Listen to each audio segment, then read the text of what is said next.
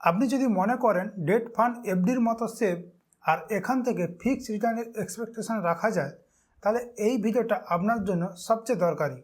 কারণ আজ আমি আপনাকে ডেট ফান্ড কেনার কথা বলবো না, বরং বলবো ডেট ফান্ডে মানুষ কেন ভুল করে, কিভাবে টাকা হারায়, আর আপনি যদি ডেট ফান্ডে ইনভেস্টমেন্টের কথা ভাবেন তাহলে কোন কোন দিক মাথায় রাখা জরুরি। আমাদের দেশে ডেট ফান্ড নিয়ে একটা বড় ভুল ধারণা আছে, ইকুইটি রিস্কই ডেট সেভ, আর এখান থেকেই সমস্যা শুরু। অনেক মানুষ ডেট ফান্ডে টাকা ঢোকায় শুধু এই ভেবে এটা তো ইকুইটি না, কিছু হবে না। কিন্তু বাস্তবে কি হয়, ইন্টারেস্ট রেট বাড়ে, বন্ড প্রাইস পড়ে, আর ডেট ফান্ড শর্ট টার্মেতে নেগেটিভ রিটার্ন দেখায়। আর তখন ইনভেস্টর বলে ডেট ফান্ড তো সেভ বলেছিল। না, ডেট ফান্ড লো রিস্ক কিন্তু রিস্ক ফ্রি না। এই পার্থক্যটা না বুঝলে ডেট ফান্ডের সমস্যা শুরু। চলুন ডেট ফান্ডকে আরেকবার নতুন করে দেখি। ইকুইটি মানে কি, আপনি বিজনেসের মালিক, আর ডেট মানে কি, আপনি কাউকে টাকা ধার দিচ্ছেন। এখানে প্রশ্নটা রিটার্ন না, প্রশ্নটা হলো আপনি কাকে ধার দিচ্ছেন, কত দিনের জন্য, আর কোন পরিস্থিতিতে। ডেট ফান্ডের রিটার্ন আসলে সেকেন্ডারি, প্রাইমারি জিনিস হলো রিস্ক কন্ট্রোল। আমি একটা কথা পরিষ্কার করে বলছি, ডেট ফান্ডে আসল প্রশ্ন কত পাবো না, আসল প্রশ্ন কি কি খারাপ হতে পারে। এখন অনেকেই ভাবে আমি তো স্মার্ট ইনভেস্টর, ডেট ফান্ডে আমার কি হবে। আসলে এই কনফিডেন্সটাই সবচেয়ে বেশি ক্ষতি করে। ইনভেস্টমেন্ট করার সময় তারা ধরে নেয় রিস্ক কন্ট্রোল হয়ে গেছে, কারণ ফান্ডটি AAA ডেটেতে ইনভেস্ট করছে, ইল্ড টু ম্যাচুরিটি একটু বেশি দেখাচ্ছে, আর রিটার্ন স্লাইডলি বেটার মনে হচ্ছে। কিন্তু এখানেই সবচেয়ে বড় ভুল হয়।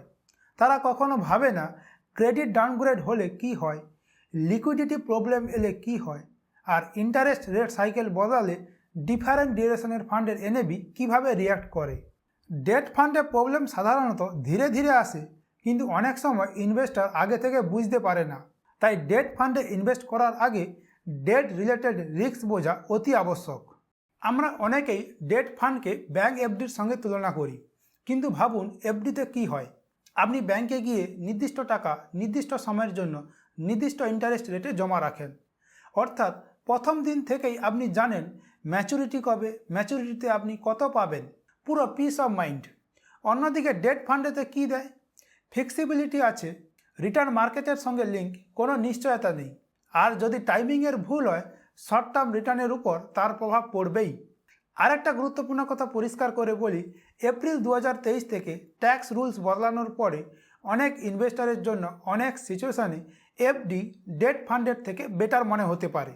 তাহলে প্রশ্ন আসতে পারে ডেট ফান্ড থাকার কারণ কি। আসলে ডেট ফান্ড হলো একটি পোর্টফোলিও টুল।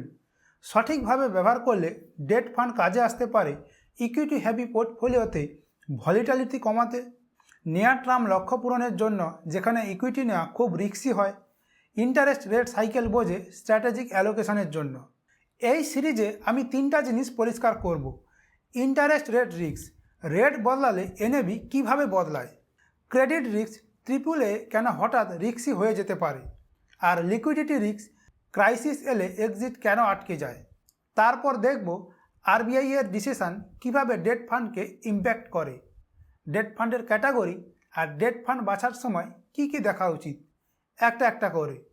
শেষ আরেকটা কথা পরিষ্কার করে বলি, এই সিরিজ রিটার্ন চেজিং শেখাবে না, এই সিরিজ বেস্ট ডেট ফান্ডের লিস্ট দেবে না।